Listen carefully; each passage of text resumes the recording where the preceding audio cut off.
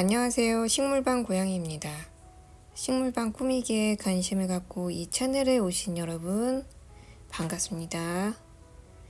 저는 그림 유튜버인데 어쩌다 가끔 올린 식물 영상 조회수가 더 많이 나오더라고요.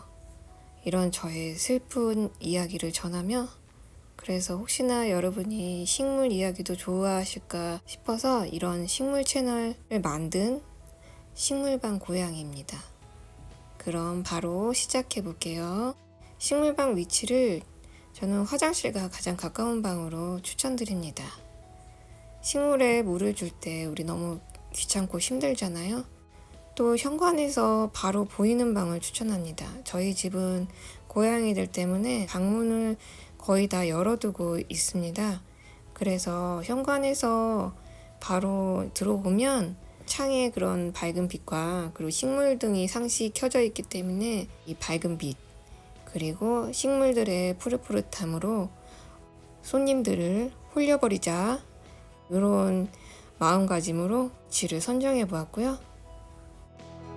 일단 식물방으로 바로 직진하는 손님들이 방을 좋아하시더라고요. 그래서 식물방 하길 잘 선택했다 싶었습니다. 이 방의 크기는 정사각형 같은데 3x3 이 정도 되는 것 같아요. 창문의 방향은 서쪽으로 치우친 남서향입니다. 오후 2시쯤부터 빛이 들어오는 조금 어두운 방인데 그래도 오후 2시 이후부터는 밝습니다. 겨울에는 좀 해가 들어오는 방향이 조금 바뀌는 것 같아요. 겨울에는 해가 창밖으로 지는데 해가 짧아져서 나름대로의 또 느낌이 좋습니다. 식물들의 그림자가 너무 예쁘게 벽에 맺히기 때문에 또 겨울의 느낌도 저는 좋아합니다. 저희는 고양이들이 식물들 자주 뜯어먹기 때문에 식물들을 조금 안전하게 키우기 위해서 선반을 많이 설치했습니다.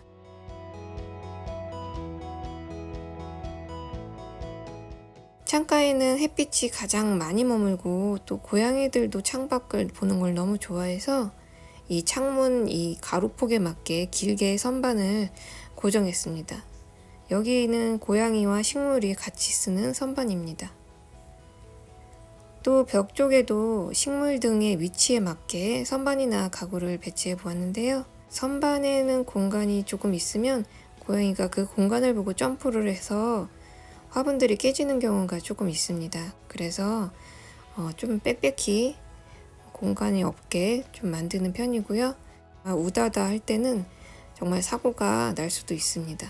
그런 조짐이 보인다 하면 못하게 소리 지르고 있습니다. 저도 솔직히 선반에 이렇게 여백 주고 책도 올리고 예쁜 소품들도 올려놓고 액자도 세워놓고 이거 다 사치입니다. 이거 다 떨어집니다. 정말 어마어마한 사고들이 많았습니다.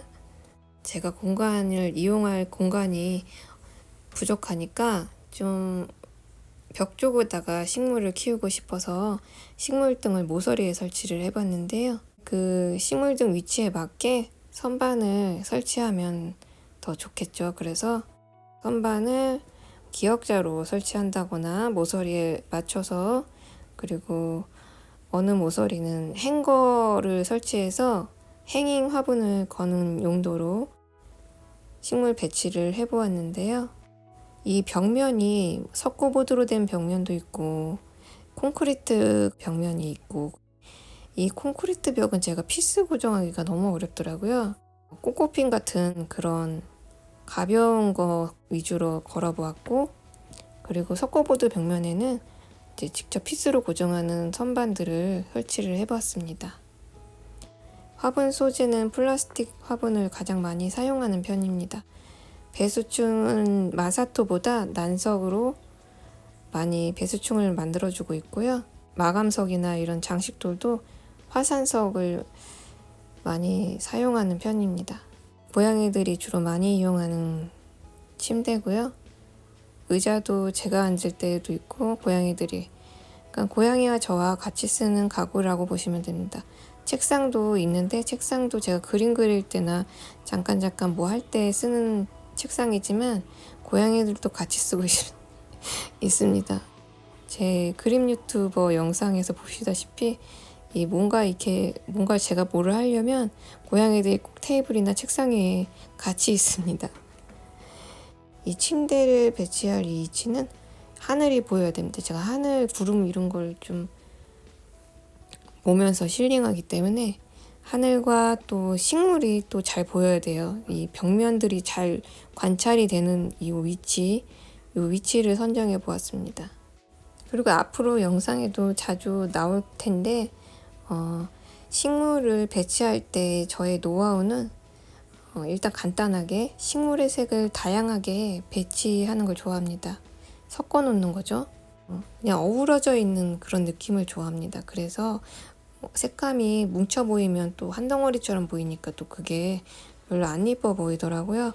그래서 이 색감이나 이 줄기나 이파리의 느낌, 질감, 무늬 이런 거를 막 섞어 놓는 느낌으로 배치를 해두고 있습니다.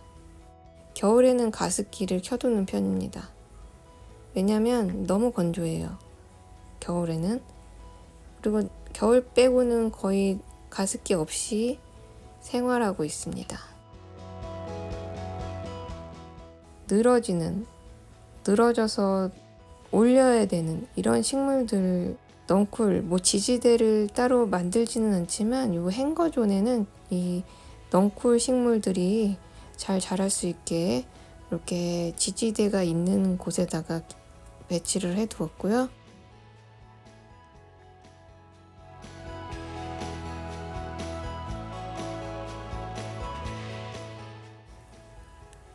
행잉 식물을 커튼봉에 걸 때는 더 무게에 신경을 써줘야 됩니다.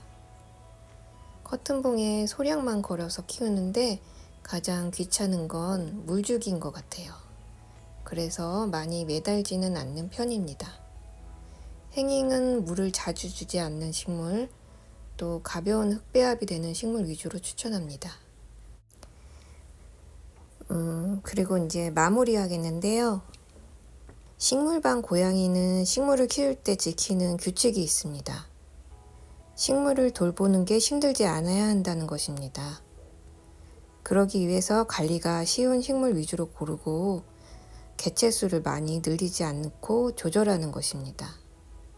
또 식물이 죽는다고 우리 슬퍼하지 않기입니다.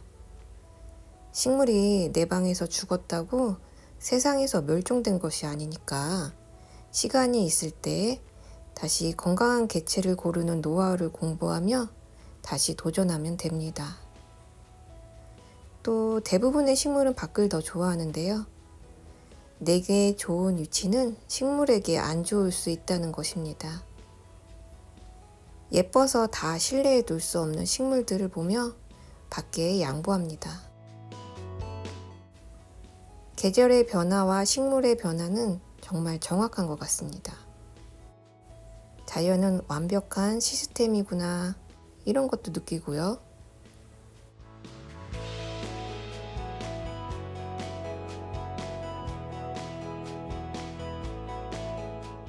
그리고 아끼는 식물들에 대해서 꽃이 피고 가장 예쁠 때 자주 못 봅니다.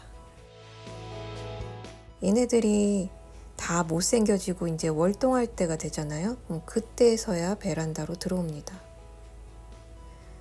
이 못생기는 계절을 함께하는 제가 아끼는 식물들도 나중에 차차 보여드리도록 할게요. 이렇게 아끼는 식물은 있지만 특별히 좋아하는 식물의 종류는 없습니다. 아끼는 식물은 오래 키워서 변화를 많이 봤던 식물이 되겠네요.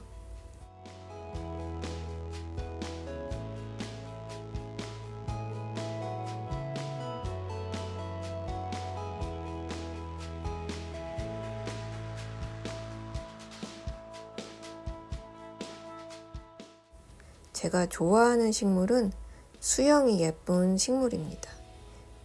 못난이였다가 예뻐지면 그 식물이 또 제가 좋아하는 위치로 배치되는 걸 보면 그 식물을 제가 좋아하는 겁니다.